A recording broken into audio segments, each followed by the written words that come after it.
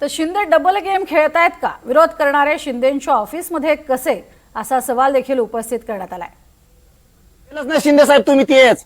तुमच्यावर मला कधी डाऊट येत नव्हता. शिंदे साहेबासारखं मी कोणालाच म्हणत नाही. तुम्ही मला काही करू शकत नाही. जा तिकडं, बघन मी बी काय करायचं ती.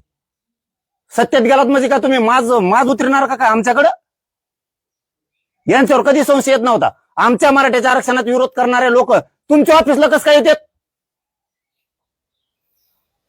कस काय येतात? तुमच्या प्रवक्त्या संघ, तुमच्या मराठा समन्वयका संघ कस काय आहेत? बाळासाहेब भवनला हमेशा कस काय संशय येऊ नये? मतदान मराठ्यांनी करायचं. शिंदे मराठ्याचा आहे म्हणून, अजितदादा मराठ्याचा आहे म्हणून लोकांनी पक्ष बघायचा. आपले मराठ्यांचे अजितदादा, आपल्या मराठ्यांचे शिंदे साहेब, मतदान करायचं. आणि तुमचा प्रवक्ता मराठा सेवक मराठ्यांच्या विरोधात आंदोलन करणारे तुमच्या ऑफिसला कसं काय भेटायचं हमेशा? आम्ही थोडं बी लक्ष दिलं नसतं ना, तुमचे लोकच निघले नसते. तुमचा गद्दारीचा डाग पोसाला आम्ही मराठी आहेत. आमच्यावर ही वेळ येऊ देऊ नका. उद्धव ठाकरे बरा म्हणायची, ती उद्धव ठाकरे साहेब बरा म्हणायची वेळ येऊ देऊ नका.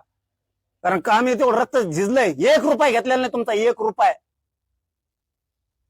लोक इथं प्रचाराला नुसतं बाहेर जायचं म्हणलं तरी 500 रुपये तिकीट कवायला घेतात. 1 रुपया नाही. विचारा उदय सामंत साहेबाच्या शब्दावरती. आणि ते माणसं बरे असे वाटायला लागले, ते उदय सामंत साहेब, शंभूराजे देसाई साहेब तुम्ही लीडर आहेत.